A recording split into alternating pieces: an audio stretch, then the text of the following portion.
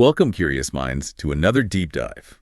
Today, we're taking something you probably glance at pretty often, an Amazon product page. And we're going to unpack the surprising amount of stuff hidden in there.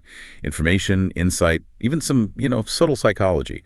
Our mission is basically to show you how much you can learn from just one source. We're using a product listing for, let's see, Shuxilin 60 PCS flower nail art charms. Yeah, these 3D Hawaii flower things. It's our launch pad today.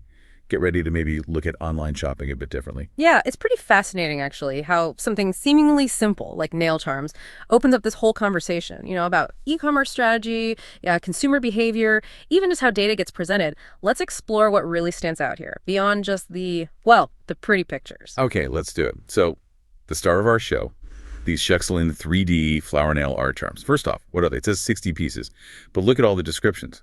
Embossed flowers, ice lily, hibiscus floral nail gems, colorful flower nail diamonds. Right, and that's not accidental. It's keyword stuffing, basically, but done cleverly. What's fascinating is that deliberate use of multiple terms. It's totally strategic.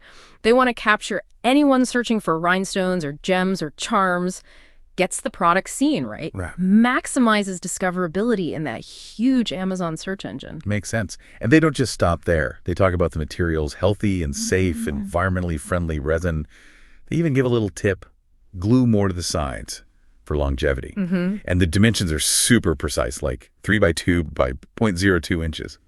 Tiny. Exactly. And that detail, it isn't just info, it's like a subtle assurance campaign. They're getting ahead of questions about safety, how long they last, even how small they are. It builds trust, signals they've thought about it. Yeah, credibility.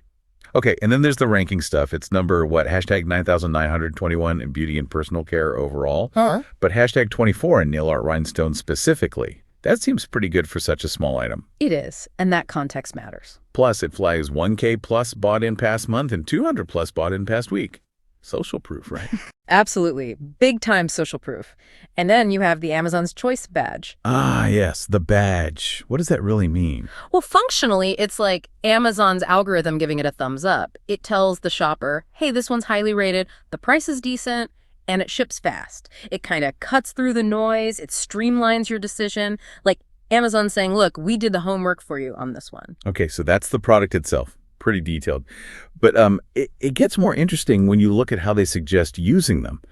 Obviously, they're for nails, simple application, need glue. It says they're not self-adhesive. Yeah. But then it lists all these other uses. Decorating phone cases, mirrors, cards, clothes, shoes, sunglasses, even other DIY crafts. And then it raises a good question, doesn't it? Why push all these other uses for a nail art product? Well, partly it just broadens the appeal, catches the eye of general crafters, not just nail fanatics. Okay, wider net. Yeah, but it also hints at this bigger trend, people wanting versatile stuff, things they can use creatively in different ways.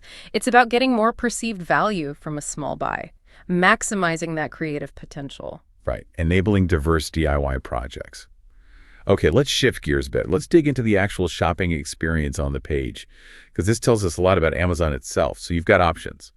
One-time purchase. Randall. Or subscribe and save. Yes. And the fact that's even an option for nail charms says a lot, doesn't it? It shows Amazon's relentless focus on getting recurring revenue, making it super easy to just keep buying, even novelty stuff. Yeah, weaving it into your habits. And the pricing, they're pretty open about it. Listed price, $5.21. Says that's 13% off a typical price of $5.98. Yeah. And they even define typical price right there, the 90-day median paid by customers. Exactly. And that transparency is key. It's not just a random discount. By showing the calculation, they boost that feeling of fairness, trust. It anchors you psychologically, makes the $5.21 feel like a genuine deal, encourages you to buy now. And then the returns policy. Huge banner.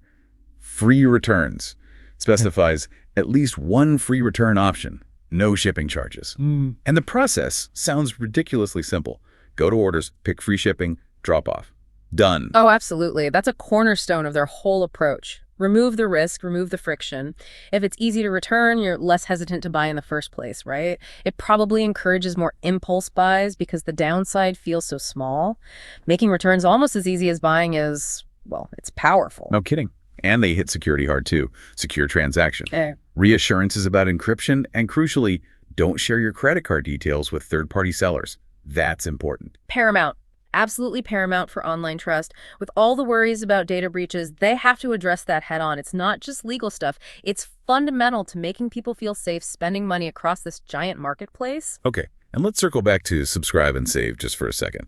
They offer savings like up to 5%, plus an extra 10% off the first time with a coupon. You pick the frequency every 2 weeks up to 6 months, with 2 months flagged as most common. And flexibility. Skip or cancel anytime with reminders. It's the classic frictionless experience perfected, isn't it? Almost like sleep shopping. They make opting in incredibly easy, dangle financial incentives, and give just enough control, the skipping, the canceling, to make you feel like you're deciding. Even though the main goal, obviously, is locking in that recurring purchase, turning a one-off buyer into an automated customer. Wow, yeah, it's a very engineered experience. And it goes beyond just buying, right? The page itself gives you a peek into the whole Amazon machine, like the categorization, beauty and personal care foot, hand-in nail care nail art, and Polish nail art accessories rhinestones. That's deep. And that structure isn't just for finding stuff. It's how Amazon guides you through this colossal inventory. Sure, it helps specific searches, but it also subtly nudges you to explore related areas. Keeps you clicking, keeps you on the platform. It's like a carefully laid out path designed to draw you deeper into their world, their consumer web. And then there's other stuff mentioned, like videos for the product, a 360 view, related items. More engagement tactics, more data points for them too. Right. And then way down at the bottom, you find it, the disclaimer. Right. Basically says, hey, we try to be accurate, but manufacturers might change things, so don't just rely on this info. It also clarifies it's not medical advice, supplements aren't FDA evaluated, and Amazon isn't liable for mistakes. Which brings up a really important point.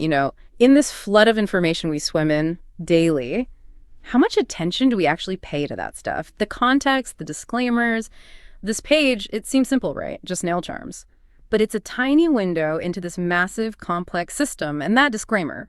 That's Amazon covering its bases legally, managing expectations in a marketplace too big to personally vet every single claim. It puts some responsibility back on you, the buyer. So where does that leave us? We started with, 60 tiny flower nail charms? And we ended up talking about keyword strategy, psychological pricing, platform design, recurring revenue models, even legal liability. Pretty much. It really shows how much insight is just sitting there, even in the most everyday online places. Exactly.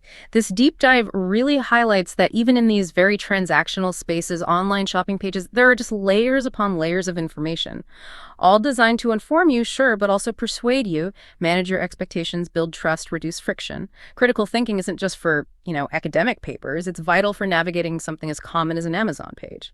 Absolutely. And that's our deep dive for today. So maybe think about this. What's one everyday digital thing, an app, a website, whatever, that you'll look at now with a slightly more curious eye? Perhaps the next time you're browsing online, you'll spot some of these hidden layers yourself.